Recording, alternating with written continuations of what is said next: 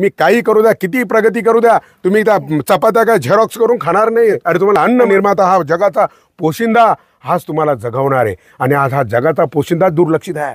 तंबाखूची पुडी बनवणाऱ्याला तुम्ही अधिकार दिला, त्याची किंमत ठरवायचा. 10 वर्षापूर्वी तंबाखूची पुडी होती 20 ग्रॅम आणि होती 4 रुपयाला. आता ती झाली 10 ग्रॅम आणि आहे 12 रुपयाला. लाजा वाटू द्या जरा. म्हणजे ती वस्तू कमी झाली आणि दाम दुप्पट. आणि माझ्या शेतकऱ्याचा टोमॅटो तुम्हाला कधी रुपया किलोनी, कांदा रुपया किलोनी, 2 रुपये किलोनी.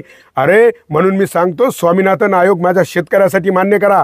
आम्हाला नको जास्त पैसे, नको 1000 रुपये जाळी. आम्हाला हवंय जेवढं आम्हाला त्याला मजूर लागला, फवारण्या लागल्या, त्याला सांभाळण्यासाठी त्याची मजुरी, त्याच्या जमिनीचं भाडं असं धरून त्याला जी किंमत येईल त्याच्या 1.5 आम्हाला किंमत हवी. म्हणजे एक जाळी बनवायला आम्हाला जर 100 रुपये लागले ना, तर माझ्या शेतकऱ्याला फक्त 250 रुपये पाहिजे. काही नको रे. आणि तुम्ही सगळं खाल आणि तुमच्या चुकीमुळे आज तुम्ही विष खाऊ राहिले. जर तुम्ही शेतकऱ्याला चांगली किंमत दिली, मग तो निंदायला मजूर लावेल. आता तो तणनाशक फवारतोय. एकूण हे तुम्ही पेरले, जे पेरतो तेच उगवतं. तुम्ही काटे पेरले, काटेच उगवल. बाबळी पेरल्यावर बाबळीच येतील, आंबे नाही येणार.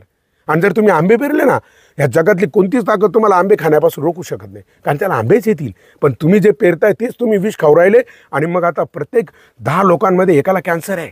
तुम्ही जाऊन बघा बाहेर, भयान चित्र आहे कॅन्सर. एकदा तुम्ही फक्त कॅन्सर हॉस्पिटलमध्ये चक्कर मारा, मग तुम्हाला कळेल तुम्ही किती शेण खाऊ राहिले. शेण एक वेळ तुम्ही शेण खाल्लं नाही गाईचं, ते तुम्हाला चांगलं आरोग्य देईल. परंतु तुम्ही आता जे विष खाऊ राहिले ते भयानक आहे. म्हणून माझ्या शेतकऱ्याची अवहेलना करू नका. तुम्ही थिएटरमध्ये गेले का 80 रुपयाला समोसा, तिथं नाही तुम्ही आंदोलनं करती.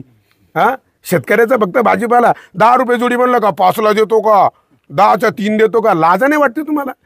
हां, आणि जे ते, आणि तुम्ही तिकडे मॉलमध्ये गेल्यावर करता का रे 1 रुपया कमी, 2 रुपये कमी करता तुम्ही? हां,